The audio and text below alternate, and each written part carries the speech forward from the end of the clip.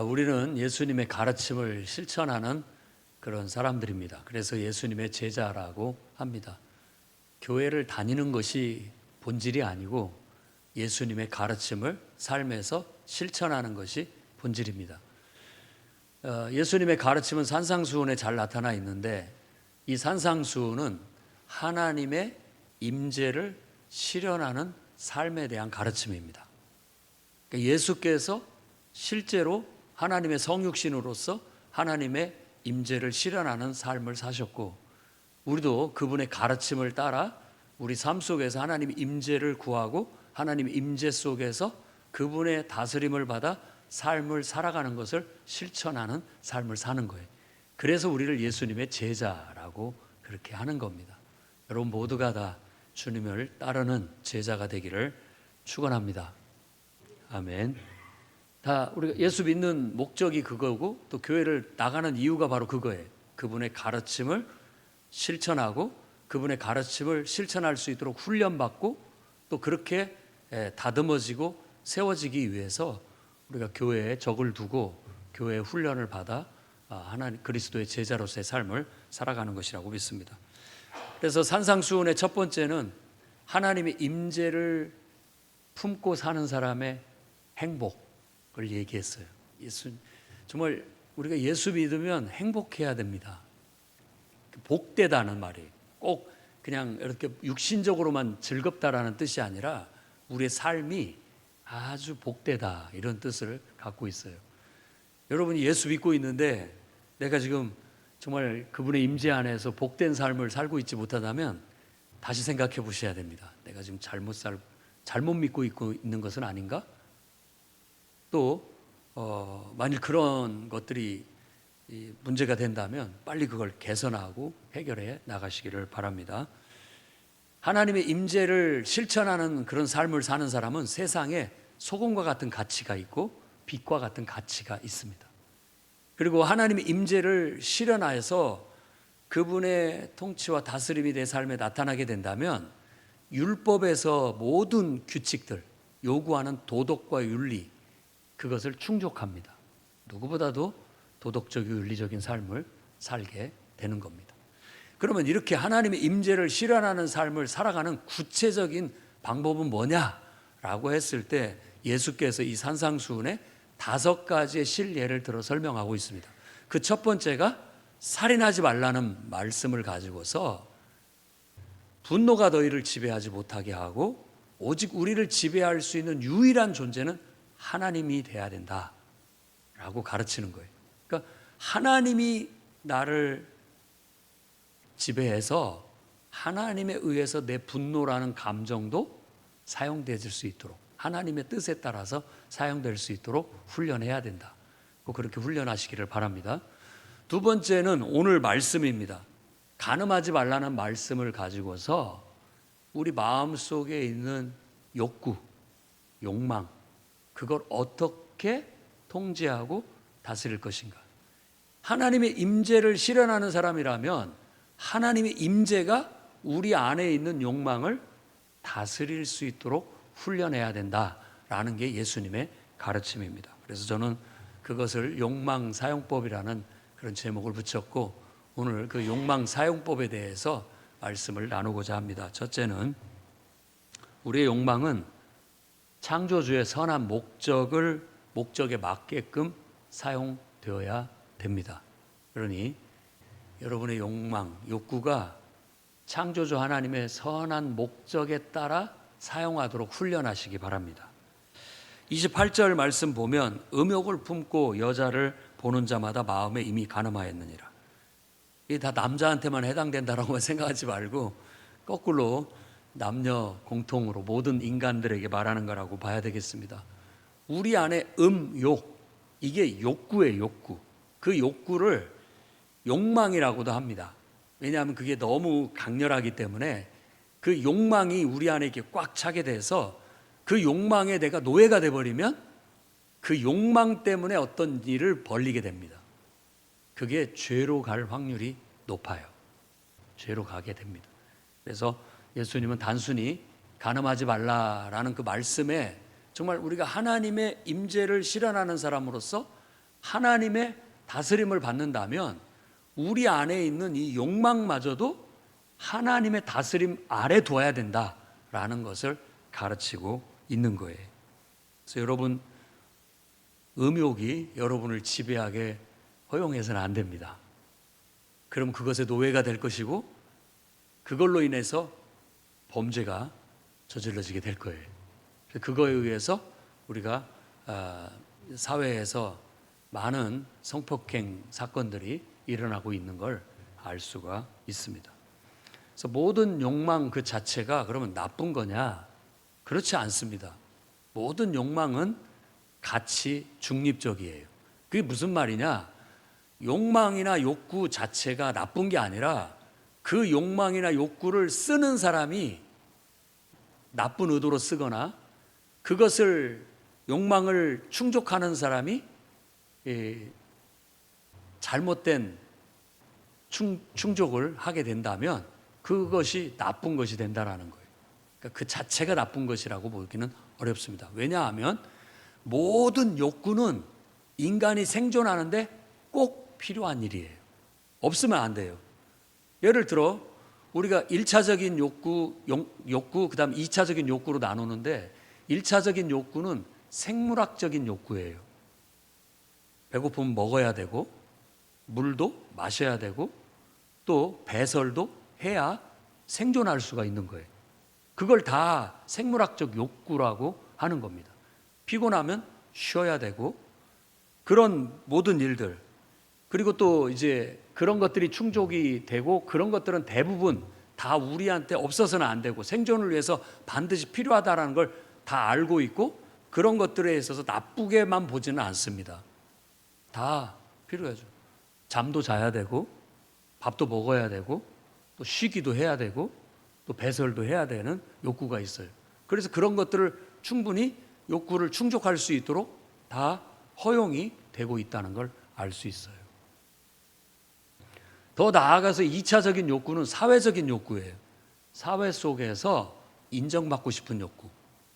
이건 이제 더 복잡한 문제를 가져오기 때문에 어찌됐든 사람에게 하나님이 창조주께서 주신 모든 욕구는 생존 자체를 위해서 준 것이기 때문에 그 욕구를 적절히 충족함으로써 우리는 건강한 생존을 유지해 나갈 수 있게 된다라는 거예요. 욕구 자체가 나쁜 건 아닌 것이죠.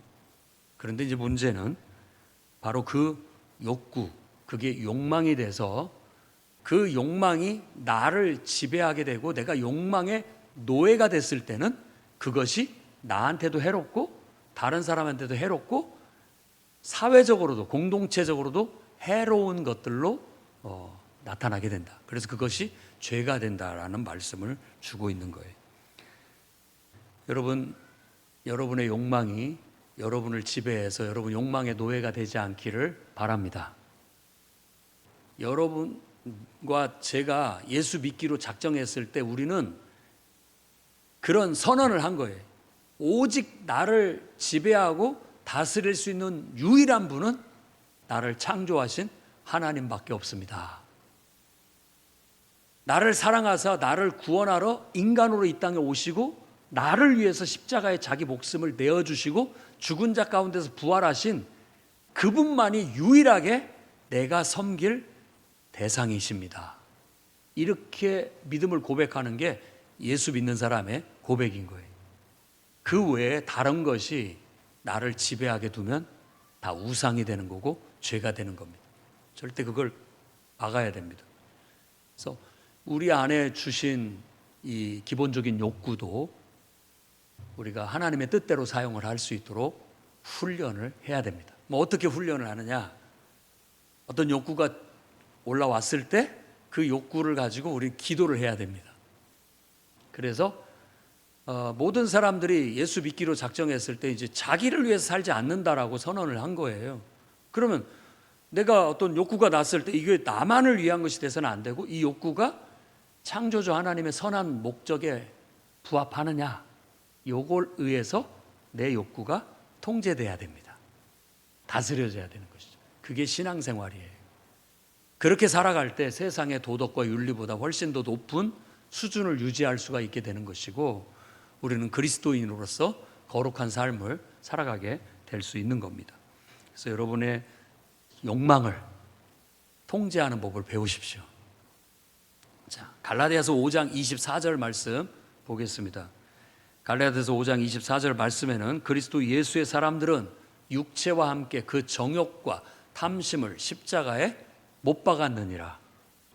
못 박았다라는 말은 죽었다, 죽였다라는 의미도 되고, 못 박았다라는 말은 또 더 폭넓은 의미로서는 내가 꽉 틀어 잡았다, 그런 의미도 됩니다. 이 틀어 잡았다라는 말은 더 유추를 하면 통제가 가능하다, 이런 뜻이에요. 통제가 가능하다. 이게 통제가 안 되면 온갖 문제들이 발생을 합니다.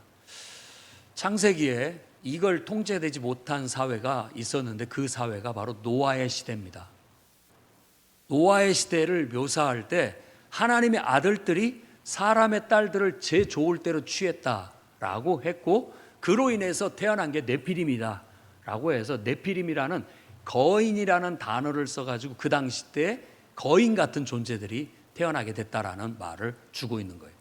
다른 해석도 있지만 하나의 해석의 툴은 뭐냐면 하나님의 아들들은 힘과 권력을 가진 자를 말하는 거고, 사람의 딸들은 힘이 없는 사람들을 말하는 거예요. 힘 있는 자가 힘 없는 사람들을 마음대로 착취했고 했다라는 뜻이에요. 그러면 우리도 똑같은 사람들이거든요. 내가 힘이 있을 때 내 마음대로 할 수 있거든요.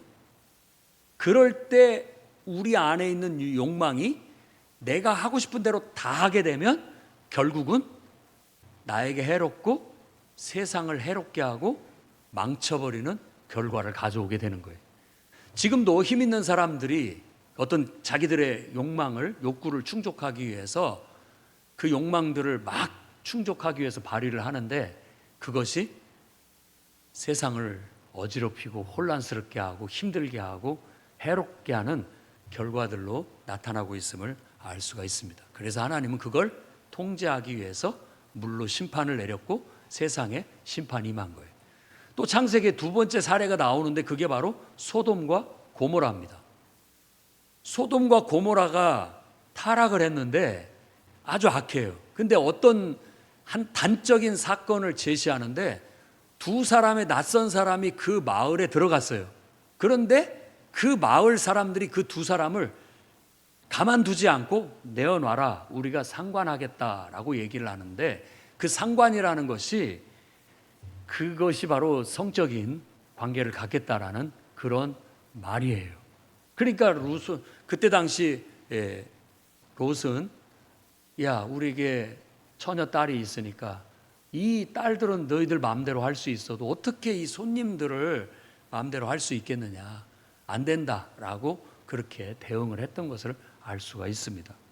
그것도 그 욕망의 노예가 돼서 욕망에 사로잡혀서 무질서와 혼란이 야기된 사회라는 걸 보여주고 있는 거예요.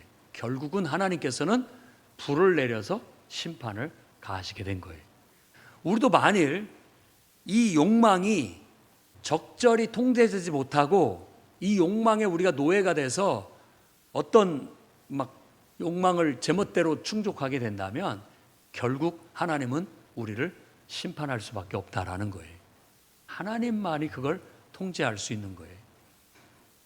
그래서 정과 욕심을 우리가 십자가에 못 박는다는 것은 이제 내 마음대로 이걸 쓰지 않겠습니다라는 신앙 고백인 거예요. 내 욕망이지만, 내 욕구고 내가 내 마음대로 할 수 있는 것이지만 이제는 내 마음대로 하지 않고 나의 주인 대신 예수님께 내 욕망을 맡겨드리겠습니다. 그러니까 주님 뜻대로 이 욕망도 사용해 주시옵소서라는 고백이 되는 거예요. 그게 신앙입니다. 여러분, 신앙의 힘만이 우리를 구원할 수 있습니다. 그렇지 않으면 우리가 아무리 자신한다 할지라도 우리는 감정의 노예, 욕망의 노예가 돼서 결국 죄를 짓게 될 것이고, 그 죄는 나한테만 해로운 것이 아니라 이 세상에 해롭고 공동체에 해롭고 결국 멸망하고 말게 될 거예요. 이 모든 것들은 감정이 됐든 욕망이 됐든 끝이 없어요. 끝이 없어요. 그래서 그것이 커지기 시작하면 나중에는 걷잡을 수 없는 세력이 되고 괴물이 돼서 온 세상을 짓밟는 그런 결과를 가져오게 되는 겁니다. 지금도 우리가 지구촌 속에서 그런 괴물이 된 사람들의 모습이 얼핏 보입니다. 욕망의 화신, 괴물이 돼서 날뛰고 있는 거예요. 통제가 안 돼요, 통제가. 근데 하나님만이 그걸 통제할 수 있어요. 그러니까 우리가 기도해야 됩니다. 우리도 마찬가지예요. 우리도 그런 욕망의 노예가 되지 않기 위해서는 우리 스스로가 하나님 앞에 기도하지 않으면 안 돼요. 하나님, 나도 나를 잘 몰라요. 나도 내 마음을 내 마음대로 못합니다. 내 감정이지만 내 마음대로 안 돼요. 내 욕망이지만 내 마음대로 안 됩니다. 그렇기 때문에 나의 모든 걸 주님께 의탁하니 주님이 좀 붙잡아 주십시오. 나의 감정을 좀 통제해 주시고 나의 욕망을 좀 붙잡아 주셔서 내 고삐를 잡아 주십시오. 그러면 내가 구원받을 수 있겠습니다 하는 신앙의 고백이 바로 우리의 신앙인 것이고, 예수님의 가르침은 바로 그것을 실천하는 삶을 살도록 요구하고 있다는 걸 알 수 있습니다. 여러분이 성령으로 살면 성령으로 행하게 될 것이고, 정말 육신의 욕망의 노예가 돼서 죄 가운데 빠지지 않게 될 겁니다. 여러분의 욕망을 그리스도께 맡기십시오.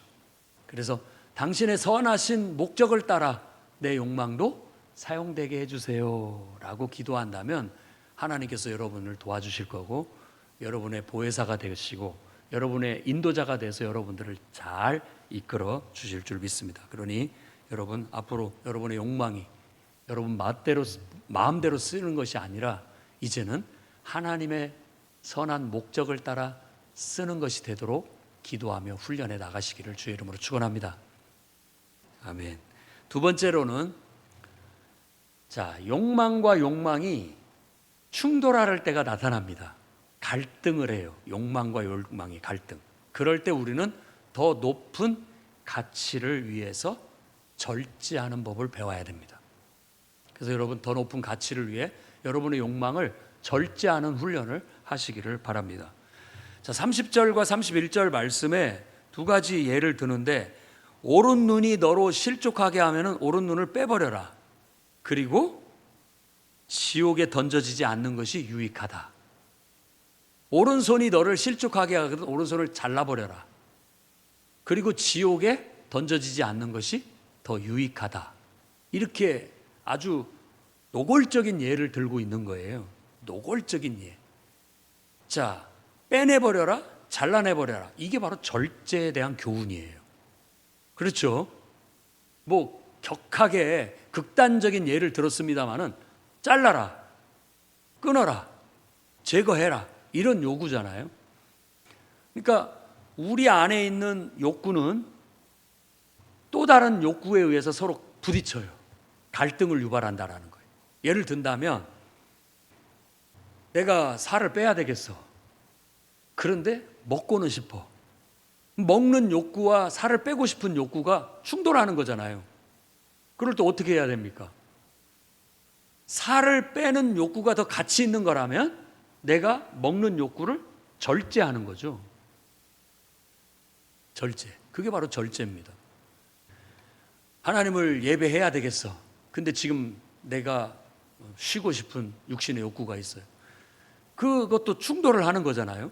충돌을 할 때 더 높은 가치를 선택하고 그 가치 앞에서 더 낮은 어떤 욕구는 절제되는 것이 우리가 훈련해야 할 훈련이라는 거예요. 그래야 우리가 하나님의 임재를 실현하는 삶을 살아가게 되는 거죠. 그래서 여러분이 예수 믿고 정말 하나님 앞에 기도하면서 내가 절제를 해본 경험이 있다면 여러분 안에 천국이 임한 거예요. 내가 지금 주님의 다스림을 받아들이고 있는 거라고요.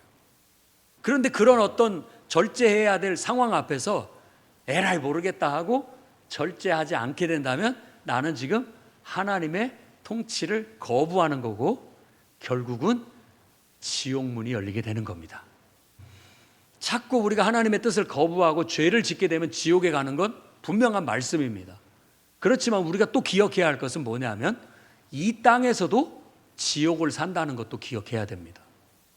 여러분이 만일 여러분의 욕구를 절제하지 못하게 된다면 지옥이 펼쳐집니다.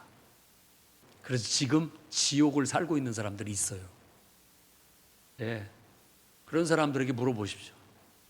사는 게 지옥입니다 라고 그렇게 얘기할 거예요. 그러니까 그렇게 되지 않기 위해서 우리는 욕구를 절제하는 법을 훈련해야 돼요. 훈련하지 않으면 안 됩니다. 훈련은 다른 게 없습니다. 그런 욕구가 찾아왔을 때 우리가 기도하거나 예배하거나 하나님 말씀 묵상함으로써 내 욕망을 다스리는 거예요. 하나님께 의탁하고 다스려달라고. 욕망은 파도와 같아요. 막 파도가 치는 거죠.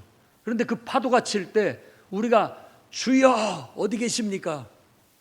왜 주무시고 계십니까? 라고 그분을 흔들어 깨우게 된다면 그분이 일어나셔서 믿음이 없는 자들아 뭘 염려하느냐?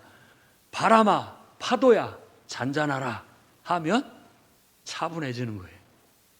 차분해지는 거라고. 그러니까 우리에게 욕망이 물밀듯이 파도치듯이 일어날 때 우리가 할 수 있는 방법은 하나님 앞에 기도해서 주여 나를 다스려 주십시오. 주님 오셔서 내 파도를 잔잔케 해주십시오 라고 했을 때 바람과 파도가 잔잔해진 것처럼 우리 마음이 잔잔해질 수 있습니다. 그렇게 우리의 욕망은 가치가 충돌할 때 더 높은 가치 앞에 나머지 가치들이 절제될 수 있도록 훈련을 해나갈 필요가 있습니다. 여러분 기도로 예배로 말씀 묵상을 통해서 여러분의 욕망을 통제하시기를 주의 이름으로 축원합니다. 세 번째로는 세 번째 우리가 생각해 봐야 할 주제는 그겁니다. 나도 욕망이 있고 욕구가 있고 상대방도 욕구가 있고 욕망이 있어요. 그런데 저 사람의 욕구와 나의 욕구가 충돌할 때 있을 수 있겠죠. 내 안에 있는 욕구와 욕구끼리도 충돌이 일어나듯이 내 욕구와 다른 사람의 욕구가 충돌을 할 때 어떻게 해야 되느냐라는 문제예요. 이 사회는 지금 그런 문제로 인해서 온갖 갈등이 그리고 다툼이 일어나고 있는 세상을 볼 수가 있습니다. 그랬을 때 오늘 말씀에서 주시는 예수님의 가르침은 언약 안에서 질서 있게 욕구를 사용하라고 가르치고 있다라는 거예요. 그거 어디에 나타나냐? 31절부터 32절에 나타나 있습니다. 누구든지 아내를 버리려거든 이혼 증서를 줄 것이라 라고 얘기를 했어요. 아내를 지금 버리게 된다라는 건 우리가 요즘 말로 한다면 이혼이죠. 이혼. 그럼 이혼이 있기 전에 뭐가 있었어요? 결혼이 있었죠. 결혼의 핵심은 다른 게 아니에요. 서로에 대한 사랑을 확인하고 서로 약속하는 겁니다. 약속. 그래서 결혼식을 왜 결혼식이라고 하느냐?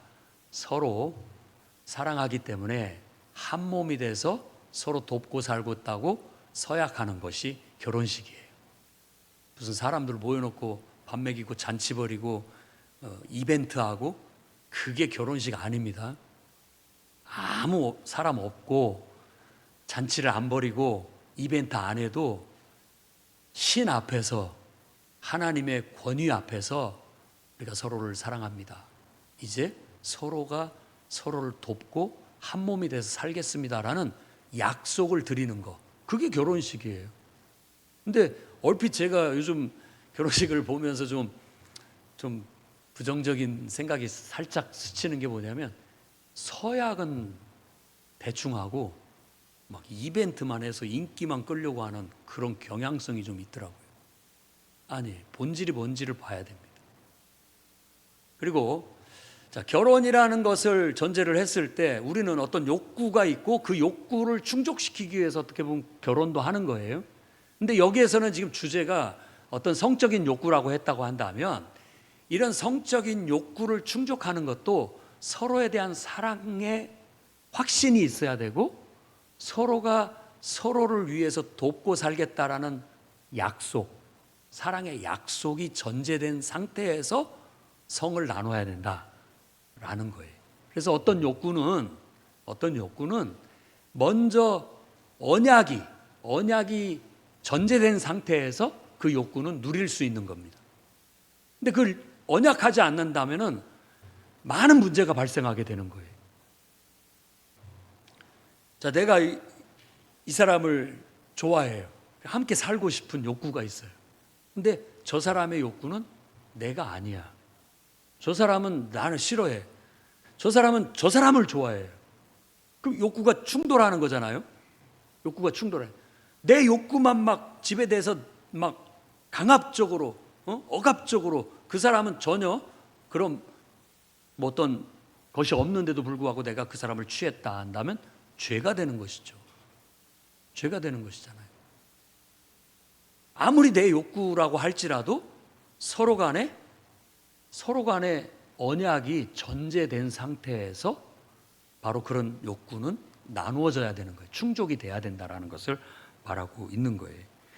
그걸로 인해서 더 확장해 본다면 인간의 모든 욕구는 다른 사람의 욕구와 서로 항상 부딪혀요. 그럼 부딪힐 때 우리는 어떻게 해결을 해나가야 되냐라고 했을 때 서로 간의 합의에 의한 약속, 그게 전제된다면 질서가 지켜질 것이고 평화가 유지될 것이다 라는 것이 예수님의 가르침이에요. 그러니까 단지 간음하지 말라는 말씀만 그냥 문구적으로만 생각할 일이 아니다는 거예요. 예수님의 가르침은 하나님의 임재를 실현하고 하나님의 통치와 다스림을 받아 살아가는 사람은 각각 개인의 욕구가 바람직하게 발휘돼서 쓰여지기를 추구하는 사람이라는 거예요. 그게 하나님의 선한 목적에 의해서. 내 안에 욕구가 충돌했을 때는 반드시 더 가치 있는 욕구에 의해서 지배돼야 되고 나머지는 절제돼야 된다라는 거. 두 개가 같이 갈 수 없을 때, 그리고 나의 욕구와 다른 사람의 욕구가 충돌했을 때는 서로 간의 합의가 필요하다는 거. 그걸 언약이라고 얘기할 수 있고, 뭐 학자들이 말하는 사회 계약론도 바로 거기서 나온 거라고 볼 수가 있겠고요. 여러분들이 결혼을 해도 서로 언약인 것이고요. 부모가 자식을 낳았어도 사실 알게 모르게 서로 간에 언약이 있습니다. 부모는 부모로서의 역할, 자식은 자식으로서의 역할. 약속이 돼 있는 거예요. 그리고 여러분이 직장에 갔을 때에도 알게 모르게 다 사인을 합니다. 그건 다 서로 간의 약속이에요. 약속이죠. 서약을 하고 들어가는 거잖아요. 지켜야 할 약속이 있는 거예요. 여러분이 교회를 올 때도 마찬가지입니다. 또 어느 단체에 들어가든지 그 단체에 들어가게 되면 거기에서는 어떤 문서화돼 있든 그렇지 않든 서로 간에 지켜야 할 언약이 있어요. 그것을 지키게 된다면 질서가 유지되고 평화로운 가운데 나의 욕구가 충족이 되고 또 다른 사람에게 피해를 덜 주게 되고 질서와 평화를 유지하게 되는 겁니다. 그런데 어느 순간 그 언약이 무시되어지고 깨어지면서 내 욕구가 더 부각이 되게 된다면 그 일로 인해서 갈등, 다툼, 분열, 온갖 죄악들이 거기서 나올 수 있다라고 가르치고 있는 거예요. 그래서 사도 바울은 에베소 교회에 편지를 쓸 때 에베소 5장 31절 말씀 보면 부모를 떠나 아내와 합하여 그 둘이 한 육체가 될지니 라고 하는 것은 결혼 서약을 말하는 거예요. 그 서약을 전제로 해서 여러분들의 성은 충족될 수 있고 또 서로 간의 욕구는 충족될 수 있다는 게 가장 바람직하고 합당하다라는 거예요. 적어도 서로에 대한 사랑의 약속은 있어야 됩니다. 그리고 이 비밀이 크도다라고 하면서 내가 그리스도와 교회에 대해서 말하고 있다라고 얘기하는데 그런 언약의 관계는 교회도 똑같고 모든 공동체는 다 똑같다라는 거예요. 알게 모르게 우리가 지켜야 할 언약이 있는 거예요. 그거 무시되고 우리 욕구가 충족이 된다면 반드시 갈등이 일어나고 그걸로 인해서 질서가 깨지고 평화가 깨지게 되는 결과를 가져오게 되는 것이죠. 그래서 33절에는 아내 사랑하기를 자신같이 하고 아내도 자기 남편을 존경하라라고 해서 항상 이 언약은 상호주의 원칙이에요. 혼자 되는 게 아니에요. 혼자 되는 게 아니에요. 예를 들어 배우자가 한쪽은 충실하게 언약을 지키는데, 서약을 지키는데 한쪽이 일방적으로 안 지켰을 때 이루어질 수가 없습니다. 질서가 유지될 수 없고 평화가 유지될 수 없는 것이죠. 그래서 갈등하는 부부나 많습니다. 또 직장의 운영자들과 직원들, 노동자들 간에 이것도 알게 모르게 서약이 있는데 서로 간에 일방적으로 그런 것들이 지켜지지 않게 된다면 갈등이 유발하게 돼서 지금도 갈등하는 일들은 계속해서 벌어지고 있는 것이죠. 교회 안의 갈등도 어쩌면 그런 맥락에서 나오는 것일 수 있습니다. 그렇기 때문에 우리가 예수님의 가르침을 실천할 때 이 가르침을 좀 가슴에 새기고, 내가 예수 믿고 교회를 다니는 것은 그리스도의 가르침을 내 삶 속에 실천하기 위함이다. 그리스도의 가르침은 하나님의 임재가 내 안에 있어서 그분의 다스림이 내 삶에 실현되지는 것인데, 내 감정이라 할지라도 내 멋대로 쓰면 안 되고 하나님에 의해서 조절돼야 된다. 내 욕망이라도 내 멋대로 발휘하면 안 되고 하나님에 의해서 조절되어져서 바람직하게 내 욕구도 충족이 돼야 건강하고, 나도 건강하고 상대방에게도 피해 주지 않고 모두가 질서가 있고 평화가 있는 그런 하나님 나라를 이룰 수 있다라는 게 오늘의 가르침입니다. 오늘 말씀을 듣고 여러분 욕망 사용법을 잘 배웠으니 그걸 훈련하고 실천해 나가시기를 주의 이름으로 축원합니다. 기도하겠습니다. 거룩하신 주님,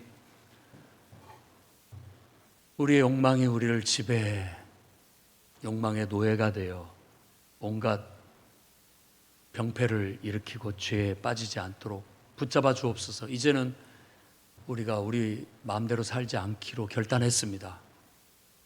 우리 마음대로 살던 인생이 무질서와 혼란과 다툼과 죽음이 난무했기에 이제는 우리 연약함을 알고 주님께 의탁합니다. 내 감정을 주님이 다스려 주시옵소서. 나의 욕망을 주님이 다스려 주셔서 내 뜻대로가 아니라 하나님의 뜻대로 바람직하게 잘 사용하는 훈련된 그리스도의 제자요 하나님의 자녀가 되게 해 주시옵소서. 예수님 이름으로 기도드립니다.